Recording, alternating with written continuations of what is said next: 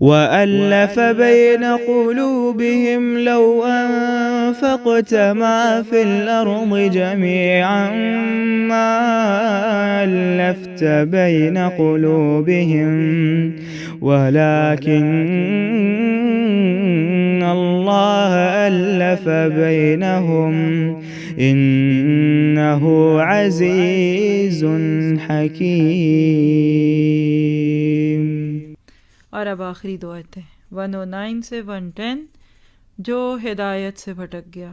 یہ انتقام ہے بیسیکلی، میں تو آپ کو یہ کہوں گی، ابھی سے نیت کیجئے، آخری گھڑیاں ہیں، حق کی تلاش کے سفر کے پارے کو پڑھتے ہوئے وَاقْسَمُوا بِاللَّهِ جَهْدَ أَيْمَانِهِمْ، اور ان لوگوں نے قسموں میں بڑا زور لگا کر اللہ تعالیٰ کی قسم کھائی کہ اگر ان کے پاس کوئی نشانی آ جائے تو وہ ضرور ہی اس پر ایمان لے آئیں گے۔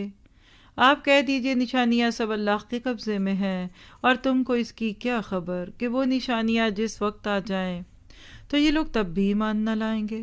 کوئی شرط ہے کہ بندہ نشانی دیکھ کر مان جائے؟ 6000 آیتیں پڑھ کے قرآن کی کون سارے مان جاتے ہیں؟ تو کہاں کوئی ایک معجزہ دیکھ کر مانے گا؟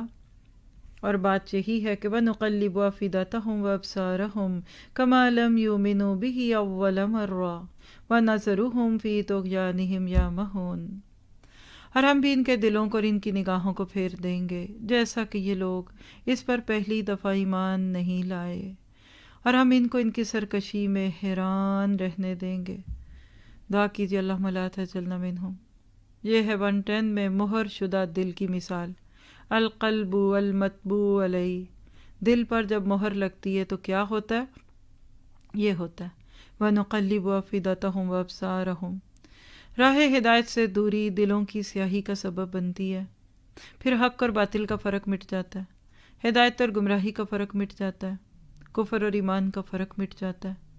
اللہ نہ کرے ہم میں سے کوئی اتنا زیادہ گرا ہو، اور اگر گرے بھی تو بھی کوئی بات نہیں، آج ہی نئے سرے سے کلمہ پڑھیے، کیونکہ زباں سے کہہ بھی دیا لا الہ الا اللہ تو کیا حاصل، دل و نگاہ مسلمان نہیں تو کچھ بھی نہیں۔ آج نیا کلمہ پڑھیں گے حق کو پانے کے بعد، آج ہم نے ایک نیا حق پایا تو کلمہ شعوری پڑھیں گے تو پھر ہی اللہ کی مدد آئے گی۔ ربنا تقبل منا انک انت السمیع العلیم وتب علینا انک انت التواب الرحیم۔ اے اللہ، اے رب ہم سے قبول فرما، بے شک تو خوب سننے والا، خوب جاننے والا ہے، اور ہم پر رحمت اور مغفرت کی نظر فرما، بے شک تو ہی بہت توبہ قبول کرنے والا مہربان ہے۔